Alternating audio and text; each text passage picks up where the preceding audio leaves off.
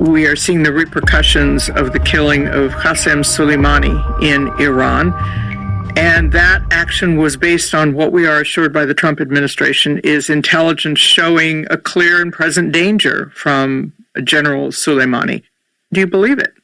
I'm not sure. And I'm going to be noncommittal principally because when I was working in the intelligence community, I was a field collector, which means that the information that would go up to the President of the United States, which we had actually a very, very super fast reporting process for him, a flash traffic system, would come from a person who would be sitting on an operator collection terminal. We would be the people to first recognize the impact of whatever information we're collecting, especially when it comes from agencies like the National Security Agency, which gets it straight from the horse's mouth.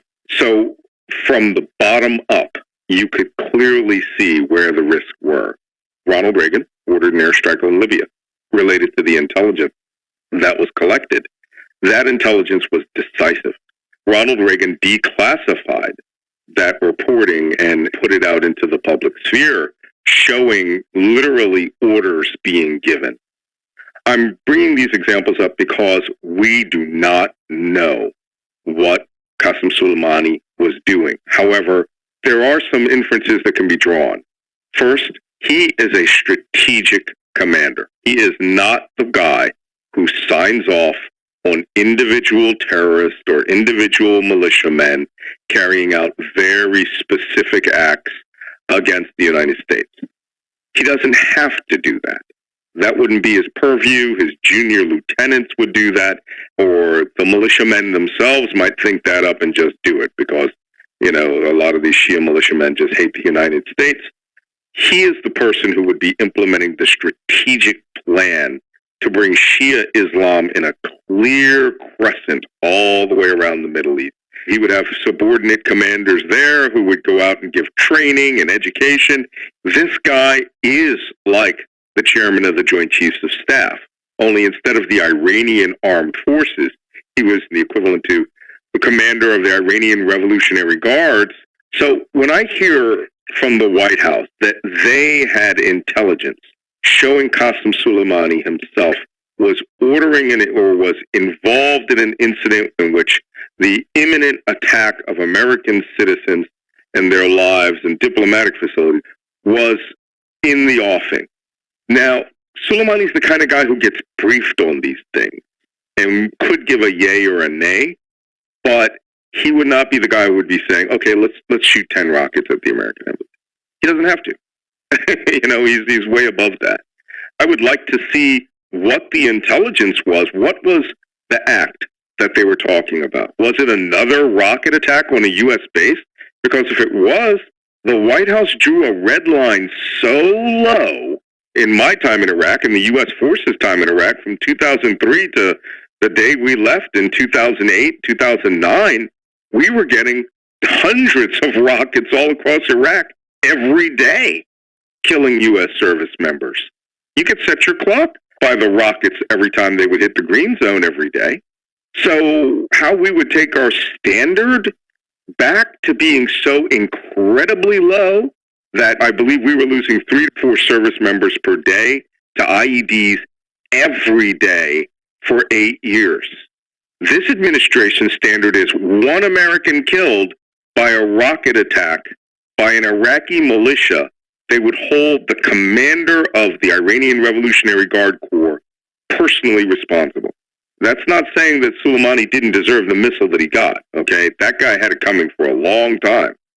But we have to understand the consequences of such an order, because there are second-degree effects, there are third-level effects which come from that, which could lose many, many, many more Americans that could ever have been saved by killing him.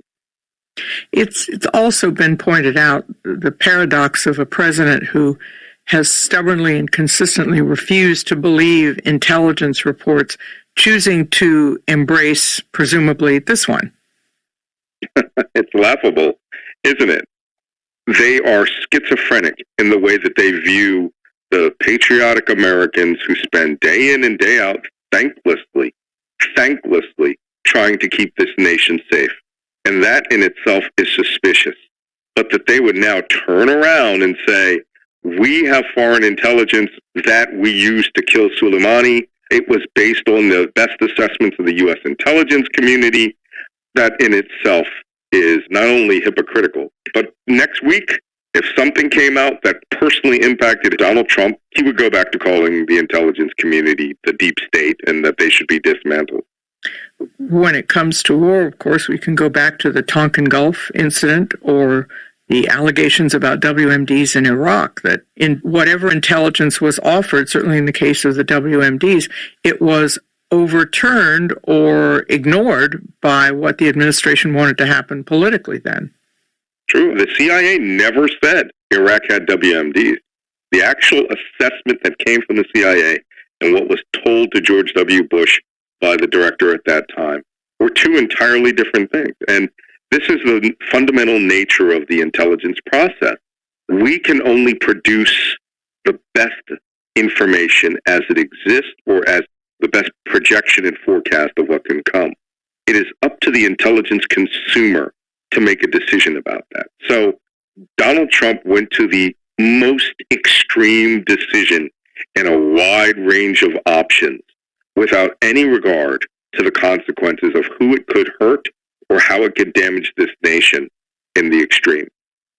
President Trump likes to invoke the military at his rallies, appear with those in uniform as commander-in-chief, but in recent months, he's abruptly withdrawn U.S. troops from Syria, leaving our Kurdish allies in the lurch. He also stepped in to pardon an Army lieutenant convicted of murdering 2 civilians and an Army major facing court-martial after he admitted killing an unarmed Afghan man. He also reversed the demotion of a Navy SEAL who'd been acquitted of murder but convicted of the crime of posing with the dead body of an Iraqi detainee. Even the defense secretary and army secretary argued against this. How do actions like this affect the morale in the military and the enforcement of good military order?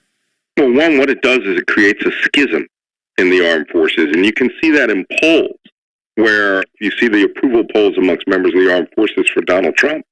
I think his approval numbers are in the high 30s, but his disapproval numbers, strongly disapprove, I believe in the last poll, was approximately 47% in the military. Here's why. We do not suffer fools gladly, okay? When you get into the middle ranks, sergeant and above, you're not just a junior officer, we have no tolerance for tomfoolery, for idiocy, for back talk, and we definitely recognize a person who is ignorant of what we do instantly. And my family has served in every war from 1864 to today. My great-great-grandfather and his brother ran away from slavery and joined the Union Army to make the Union a little more perfect through their participation in a country that didn't like them, but they did it anyway. I have a niece who was in combat off of Yemen 2 years ago, fired at by Iranian proxies, anti-ship missiles, fired at her vessel. This is all very serious to the armed forces. He views this as like toy soldiers. The very fact that he wanted to have a personal parade, that would rival what he saw on the Champs-Élysées on Bastille Day. Now he wants to go to the May Day parade in Moscow, where they do the same thing, and where the Chinese and North Korea does the same thing. This is the mind of an autocrat. He does not understand the American experience. He does not understand the sacrifice of the armed forces.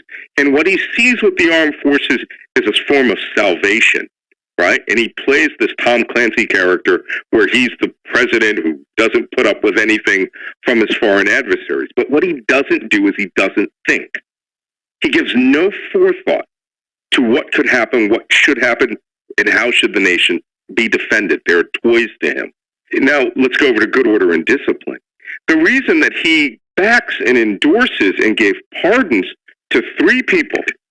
Eddie Gallagher was brought before a military court, and he was tried before his peers, where his own men, upholding the honor of the United States for the good of the SEAL teams and their ethos, for the protection of the civilians, that he bragged that he was murdering with his sniper rifle to the point where they tinkered with his weapon so that he wouldn't fire straight? Okay, we have a process for that. That's the military judicial system, and it was working until the president stepped in, used what we call undue command influence, and changed the result. And the president of the United States says, this is my kind of guy. Then again, there are the other two people that Donald Trump pardoned, two Army officers. Just absolutely disgraceful behavior. We are not having a crisis of competence with Donald Trump. We are having a national crisis of honor.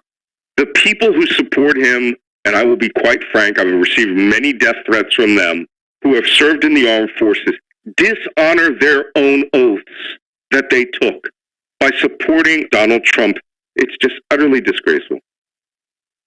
Your new book seems to be filling in the blanks and connecting the dots in things that the Mueller report listed but did not make the kind of connections that you do in the book. That's true. And principally because there is an entire component of the Mueller report no one has ever seen or hasn't truly been investigated. And that's the National Counterintelligence Investigation that was supposed to discover whether there were actual links between Donald Trump himself and Russia. And you hear it talked about all the time. When are we going to see the counterintelligence report? Putin's job was to turn people into human intelligence assets for the KGB. That's the same as doing that at a nation-state level. Because Vladimir Putin is KGB spy master Vladimir Putin to the day he dies. And like all good Bond villains, you have to have a really big objective. And in his case, it wasn't destroy the world. It was the world has changed. We are no longer communists. Money does all the talking. I'm going to meet the objectives of the Soviet Union by dismantling democracy in the West. Donald Trump is the perfect foil for him. You make the argument that Russian intelligence used all the mechanisms of propaganda, the, quote, alternative world of fake news and misperceived information to create an image that they wanted voters to buy into and to distract them from some of the things that were being put before them. Well, the Russians actually have a technical term for this. Perception management.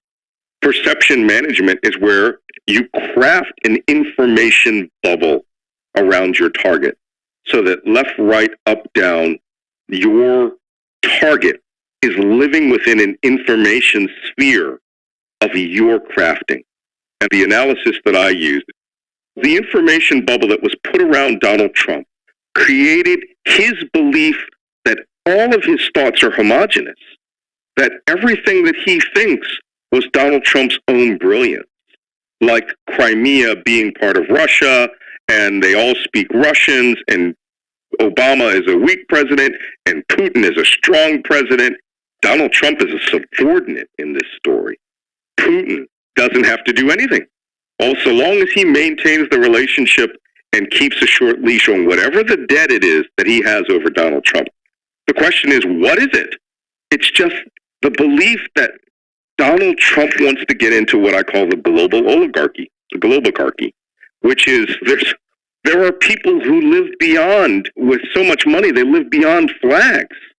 They live beyond nations. Trump does not see the globocarchy as a nation of flags. And I think he sees politics and the American stepping stone as a way to acquire wealth after the presidency, which even the presidency can't afford him. Well, Malcolm Nance, thank you for your book and for your analysis. It's my pleasure. Gosh, I hope we can do something to save this. I like America the way it was.